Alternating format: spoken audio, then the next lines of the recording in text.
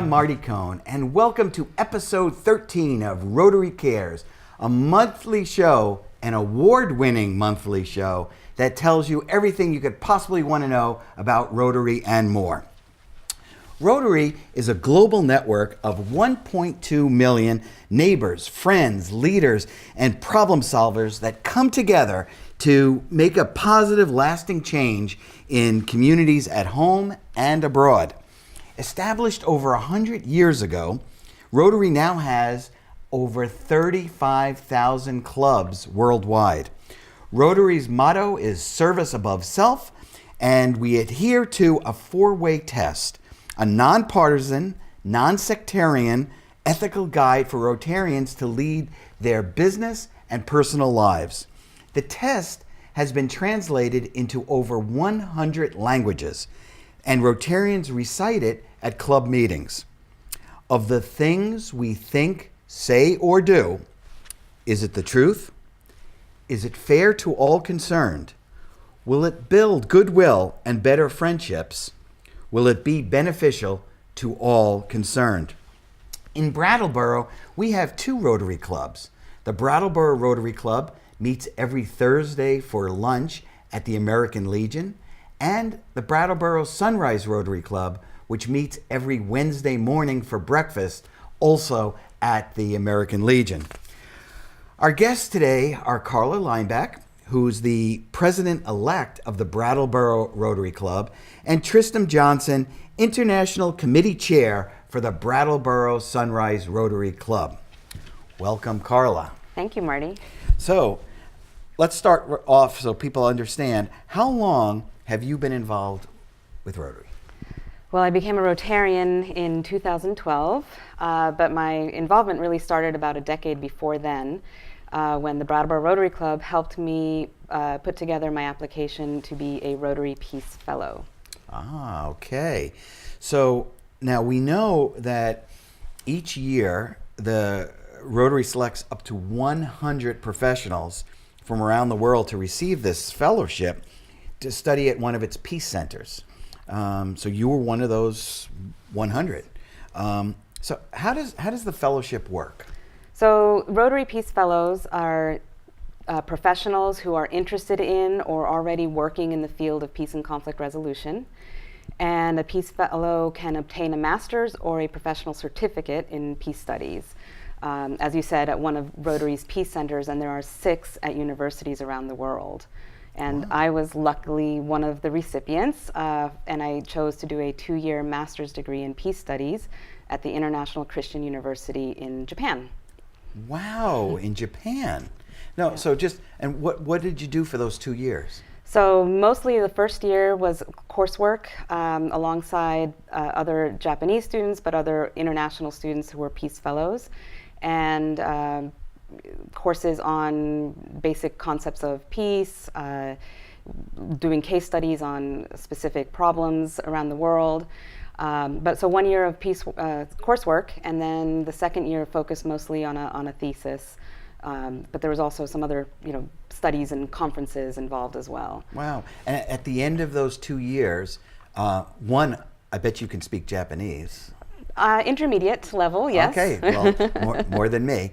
And 2, so you get. Do you get a certificate? You get a degree? What do you get? I have an MA. I have a master's degree. And I have 2 actually diplomas, one in Japanese and one in English. Wow. Which are hung in my office side by side.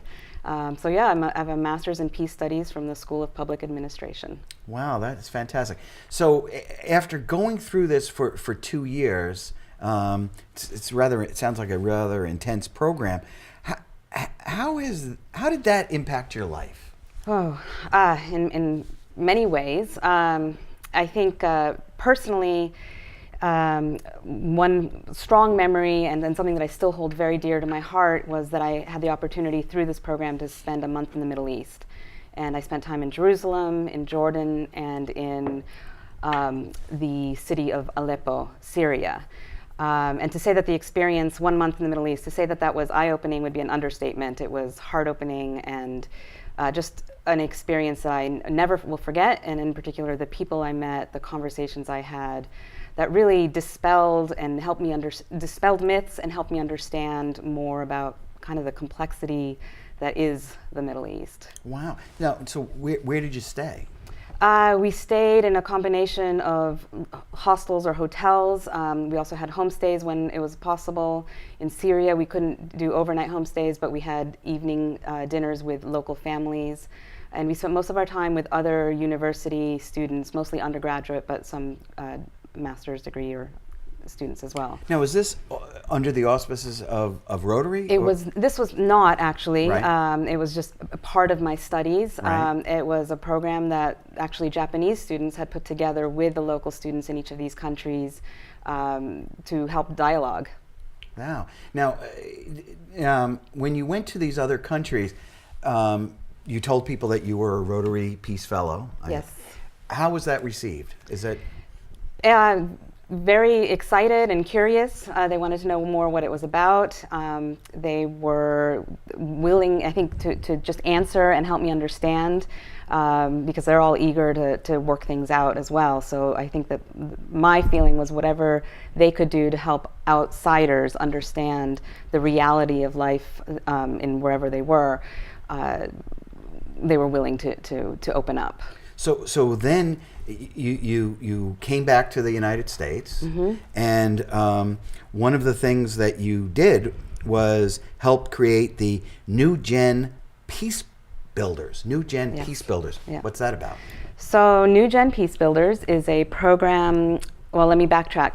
I was connected through the Rotary Peace Fellow Network with another Peace Fellow who had studied at a different location and in a different year. We were both interested in youth education, youth peace education in particular. And together we co-wrote and developed a curriculum specifically for high school students, but also for undergrads if it makes sense. That is the basic principles of peace studies. So what we learned is at the master's degree level, we brought it to a level for high school students and made it accessible. And in conjunction, in part of the program, it's a semester-long curriculum. Part of that program is to put together a peace project. And so they don't need to implement it until after the program is over, but using the principles that we've talked about in the semester, put together a peace project to implement in their local community. Wow. So do you have an example? Sure. There were some students interested in the concept of urban food deserts.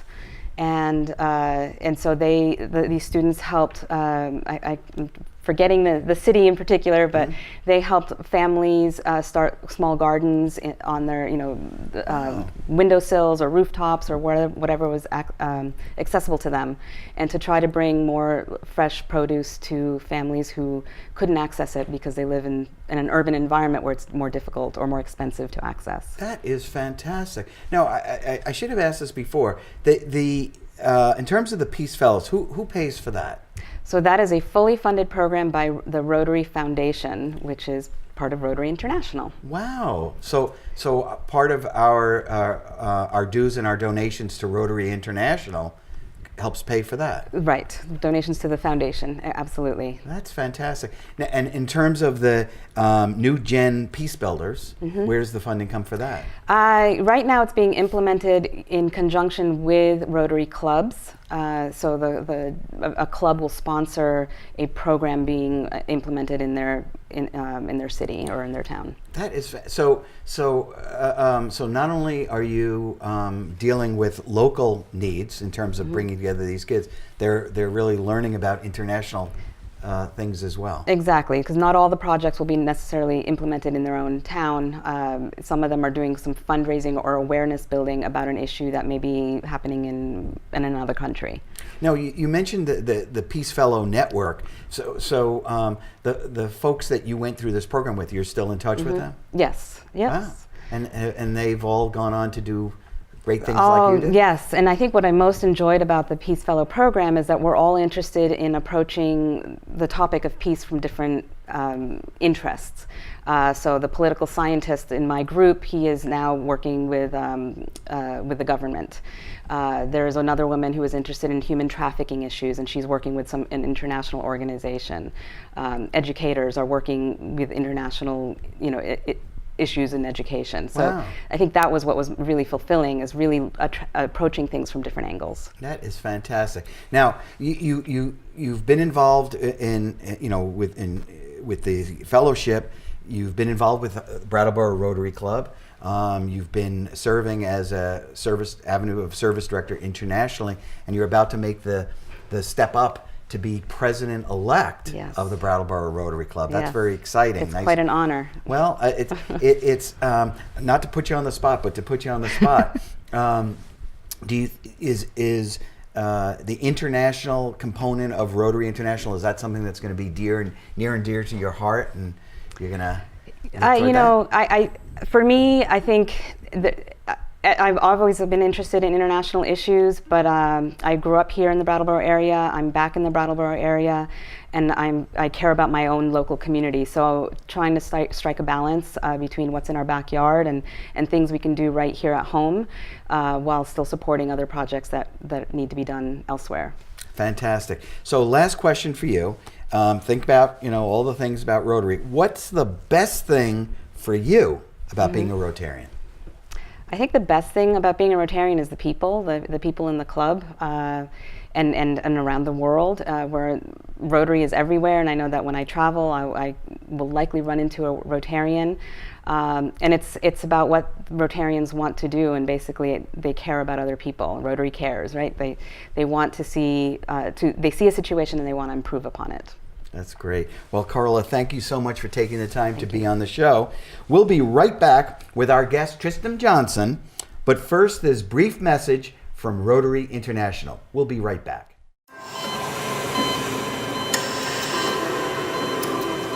Possibilities are all around us. Everywhere we look, we see opportunity. We see potential in unexpected places. And when we share our knowledge,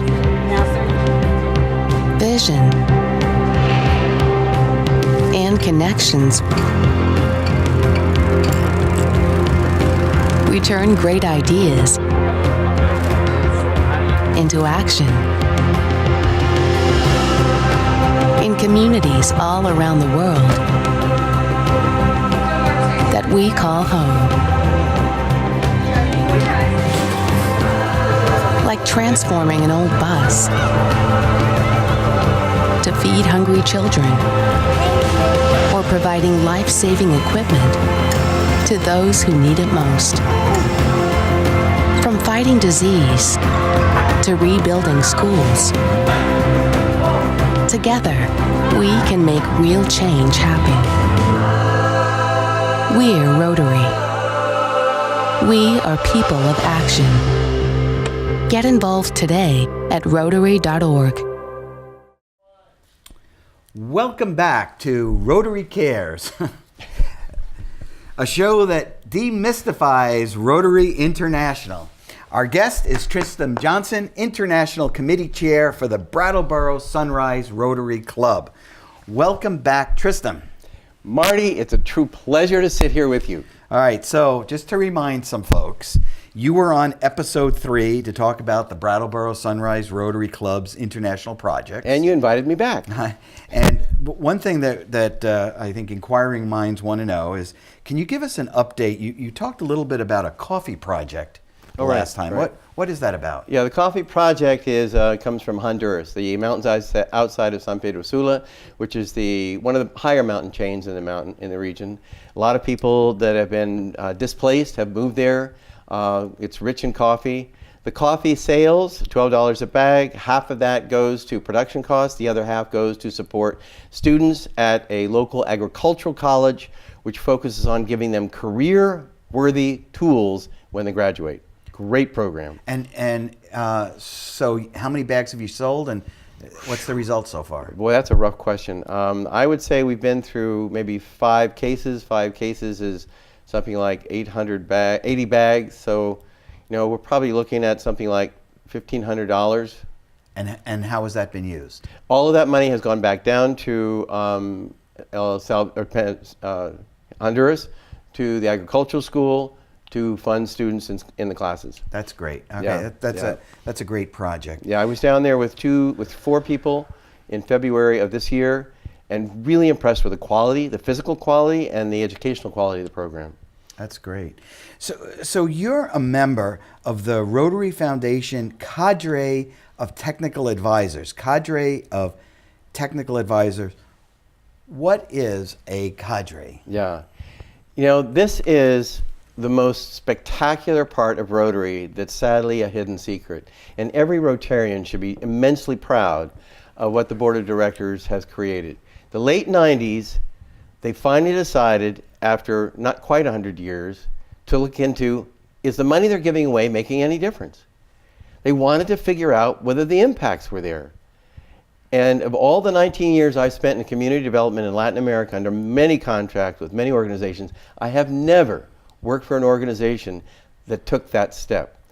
Rotary, since the late 90s, has been investigating in depth how to determine, how to evaluate whether the projects they're funding and the money they're giving away is making a difference.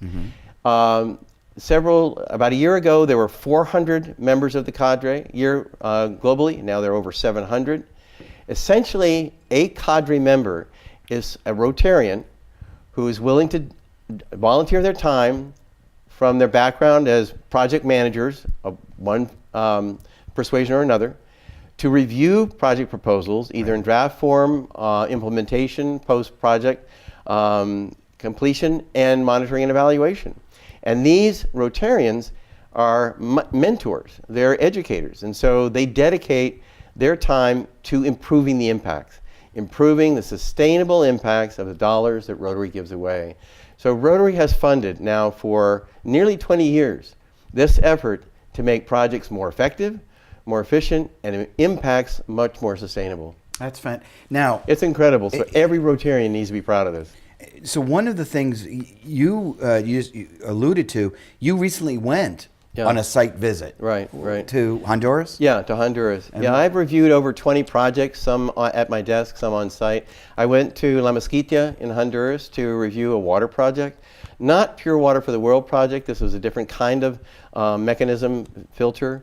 This is a very, very poor region. It was a 4-hour boat trip up La Rosa River and into a very poor community.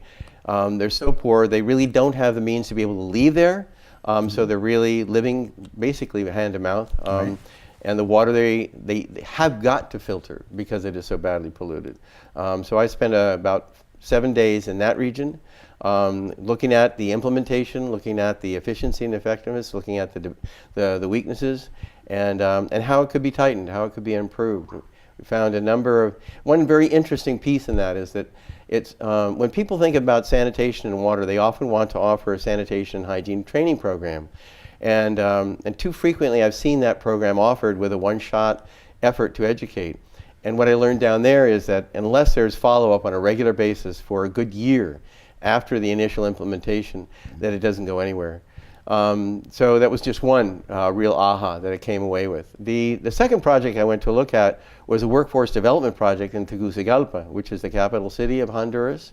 And that one is really spectacular. 26 years ago, 3 Rotary clubs decided that the street kids really could have a better life if there was effort and time dedicated to helping them learn some negotiable skills. Right. And so they weren't focusing just on kids, but they were also focusing on women. Very, very, very few men. And basically they were giving women the fundamentals of business management. Mission, vision, goals, objectives, interest rates, loans, accountability, cash flow. And the few training sessions I sat through, man, those women are empowered. Right. They come out of those things just glowing with excitement. And because it's a real macho society, many men feel threatened. And so this program also has, spectacularly, a program for the men to help them understand the value added to their family of the women learning these skills, and that they should support that. So they've really discovered that there's a multi-pronged effort has made the sustainability greater by recognizing the positive impacts that threaten one population, dealing with that population so now they're less threatened.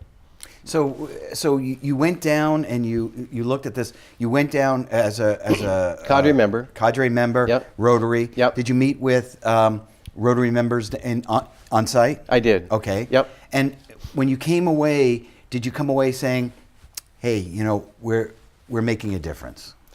Yes, I did. I mean, what I saw were sort of technical problems that are solvable. And I saw out in La Mesquita, the lady who's the doctor and head of the Department of Health out in that region, fully committed to backing up. We learned how another strategy she could use that could further strengthen that project. In the Tegucigalpa project, yes, I met a number of Rotarians and attended a Rotary Club meeting, but discovered that the training team, the 3 training team members, who were just this fantastic group, they are a critical element of that project, and therefore the recording of what they've learned and how they do it, and therefore the training of replacements when that happens is a critical part of the continuous nature and outcome of this project that they now will address. So I came away having felt that I learned a lot, that I respect immensely the efforts being placed in Tegucigalpa in particular, and but also feeling like I offered some suggestions that could make a long-term difference in the outcomes that benefit the local Hondurans. That again is fantastic.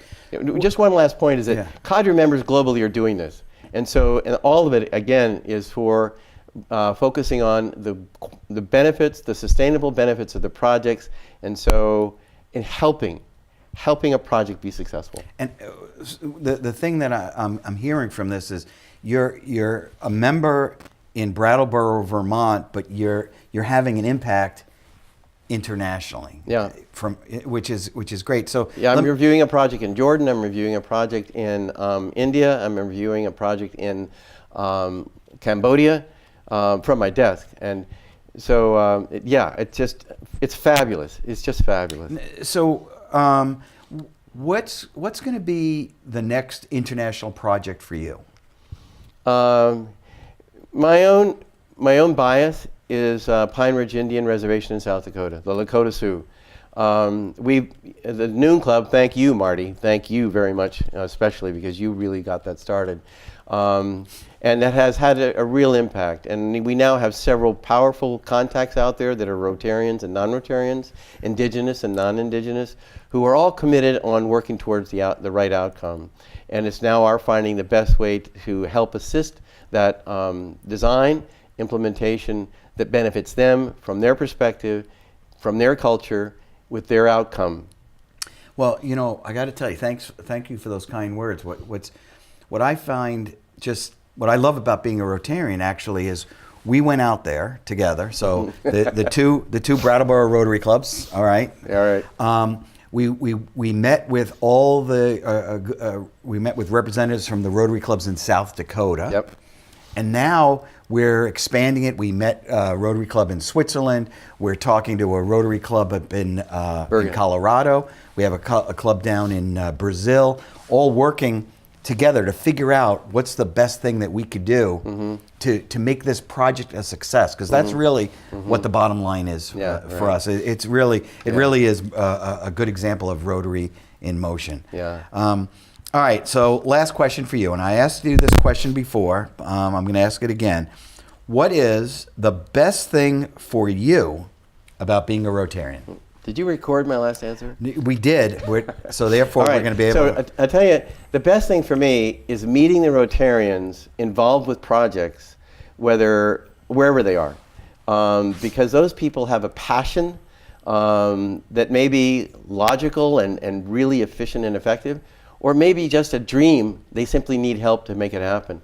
And I love meeting the Rotarians in country where the projects are taking place. The level of commitment, truly, the level of commitment is indescribable.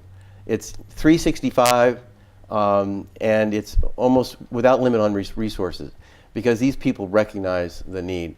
One example, some 40 years ago, the 5th largest construction company in Medellin, Colombia realized that unless they addressed the needs of the kids on the street, they would not have any employable people because they were all wasted by drugs. Right. So they designed a workforce development project that and dedicated the funds and department and staffing to really develop an outcome. And that has the backing of 4 Rotary clubs in Medellin. And it's just amazing, just amazing. It's great, yep. great. Well, I want to thank you for coming on the show. Great to be with you again, Marty. Thank you. I also would like to thank Carla Lineback for joining us. And I want to shout out to Sunrise Rotarian Kevin Yeager for doing all the magic behind the screen and behind the camera. Thanks also to BCTV for recognizing Rotary Cares and the Brattleboro Rotary Clubs as nonprofit member of the year 2018. And a special thanks to Brian Bashaw for all his help in bringing this show to you. If you have any questions, concerns, or even ideas for future shows, you can send them to info@BrattleboroRotaryClub.org, info@BrattleboroRotaryClub.org. I'm Marty Cohn. Thanks for watching.